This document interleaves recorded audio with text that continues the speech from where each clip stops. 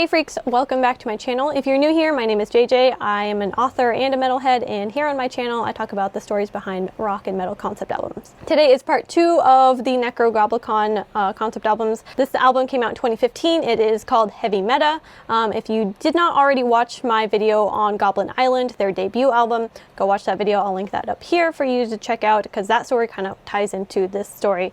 At least I think it does. But I don't know, you might have alternate theories. So yeah, as always, this is not an official story explanation. This is my personal interpretation of the lyrics, but I feel like the lyrics are fairly straightforward. I think if you were to read them, you could probably come to a similar conclusion as me. But yes, of course, art is always up to your personal interpretation. Let me know your alternate theories, ideas, or visions of these songs / concept album down in the comments. I'm always curious to know what y'all's take on it is.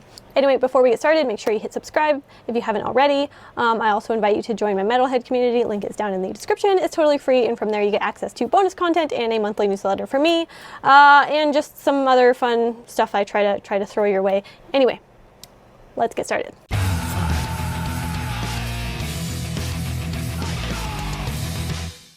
Oh, also sorry about the setup here. I am still in the process of moving, so things are kind of all over the place. Anyway, beer. Also, like I said in my last video on Nekrogoblikon, I'm assuming you're kind of familiar with Nekrogoblikon and their whole, goblin gimmick situation. If you're not, then go watch their music videos. They are absolutely fantastic, hilarious, and just really well done. And then you'll kind of get an idea of, John Goblikon and just everything they have going on in this band. It's genius. I love it all. I'm here for all of it. Anyway, let's get started. Track 1, End of Infinity. So here we are kind of introduced to our immortal goblins who are basically just sick of life, and they just want to find a way to die. So we last left off in the Goblin Island album with a group of goblin rangers that were leaving the island to, come back to Earth to kind of conquer Earth. And so in my theory, my opinion, I think that these ranger goblins are the same ones in this album who come to Earth to try and go on this suicide mission of sorts. And, basically they come to Earth seeking death, but they also want to kill and eat some humans along the way. That takes us into track 2, We've Had Enough. So here the goblins kind of express their kind of, disillusion with eternity. They feel life has no meaning if you can live forever, which I can understand that. But also life on Goblin Island has been way too simple. Basically, Goblin Island is this goblin utopia, and they have all plenty of human slaves, plenty of food, and there's not really a want or a need for anything really. And so they're just kind of out there bored. They feel like life is boring in this utopia. They need some conflict going on. They need something exciting. So they kind of long for the excitement of this suicide mission of going to Earth and wreaking havoc. And basically they want to go out with a bang. That's their ideal way to die, is to party a little bit and then have some kind of cool thing that kills them finally. So that takes us to track 3. The goblins come to Earth seeking, a life of indulgence and debauchery before they die. And so, they kind of dive headfirst into the whole, sex, drugs, rock and roll, alcohol, gambling, violence, the whole 9 yards. They have a really good time, just getting into all the terrible stuff you can get into.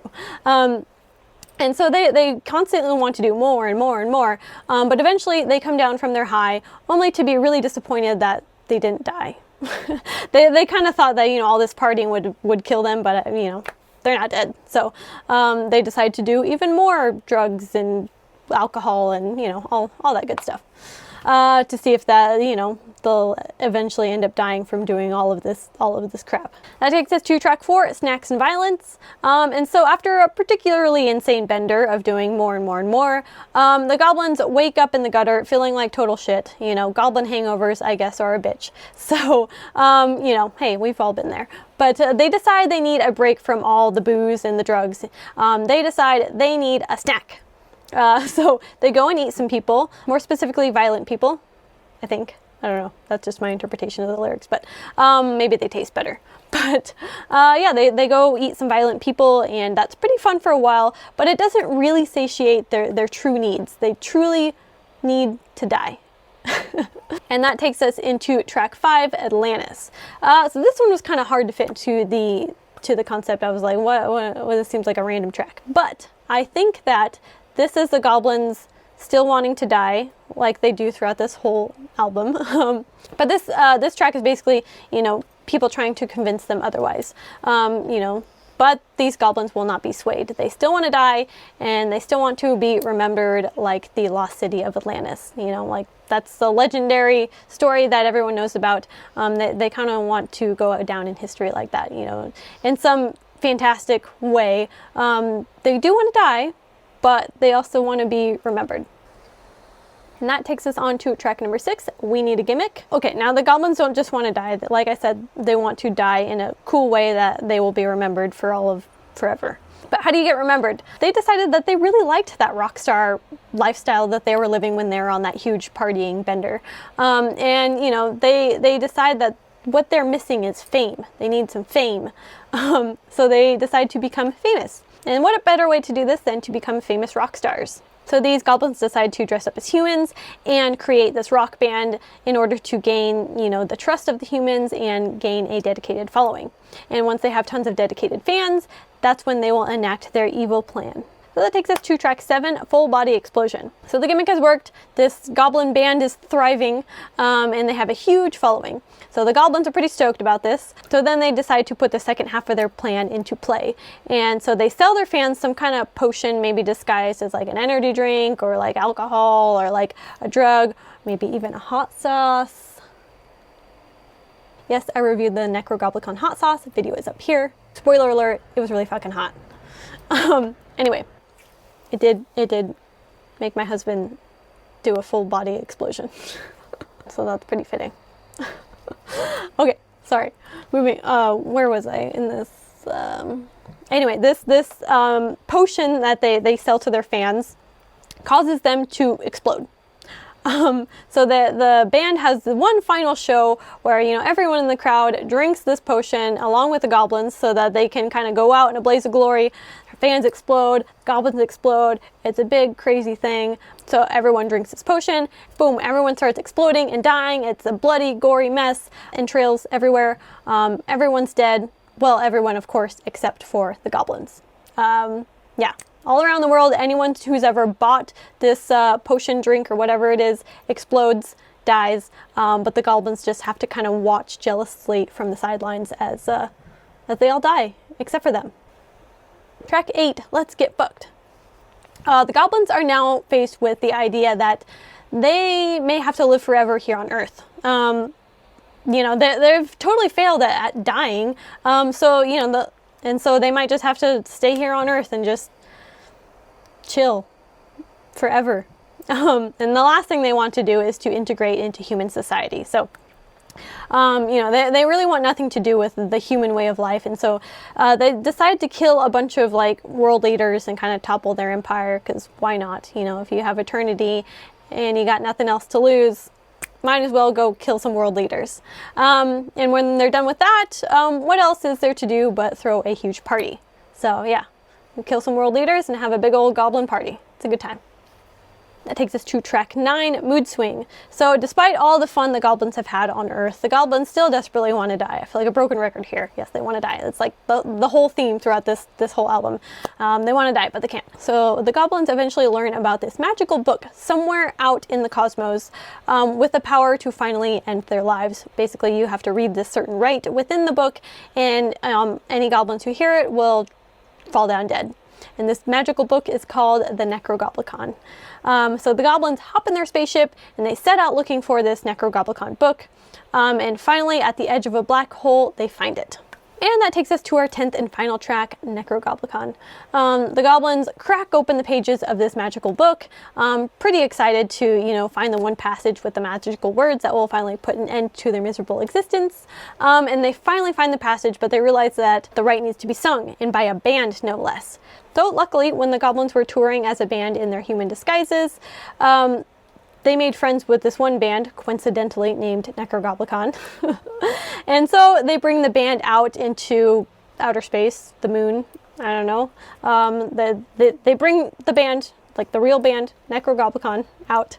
and have them set up this huge show, possibly on the moon, and they have a big party. You know, they turn up all the amps and they make it as loud as possible, and yeah, the band performs, sings the rites from the magical book, and it's unclear whether or not the goblins actually die. Yeah, it's very ambiguous there at the end whether or not the goblins survive or not. You could interpret it either way, but my theory is that it did work. It killed all the goblins except for one. One goblin survived, and that is John Goblikon. He had so much fun on Earth, you know, being in a rock band, that he decided to stay and join the Nekrogoblikon band and be their mascot, and now one of their lead singers. So yeah, that's just my fun little take on the story. Probably not what they intended with the story concerning, you know, when it was written. But so yeah, that's my take on heavy meta. Please let me know down in the comments your alternate theories, alternate ideas, different interpretations. Also, let me know down in the comments, I mentioned this in my last video, but let me know if you have seen Nekrogoblikon recently with their new singer, I believe it's Dickie Allen from Infant Annihilator, and John Goblikon taking over vocals for Scorpion. Yeah, I'm interested to know how that was. I saw them for the first time with, you know, Scorpion, their original singer, when they were on tour with Gwar. Amazing show, both Gwar and Nekrogoblikon. So much fun. But yeah, I'm curious to know what you guys think of the new lineup change. Let me know down in the comments. And yeah, as always, make sure you hit subscribe, join my Metalhead community, yada yada yada. If you are a goblin and you're watching this, then I hope you approve this message. Also, I could really use a goblin mask on my thing here. I'd like a John Goblikon mask.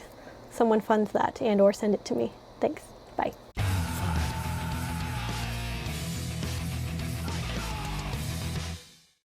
Today is part 2 of Nekrogoblikon.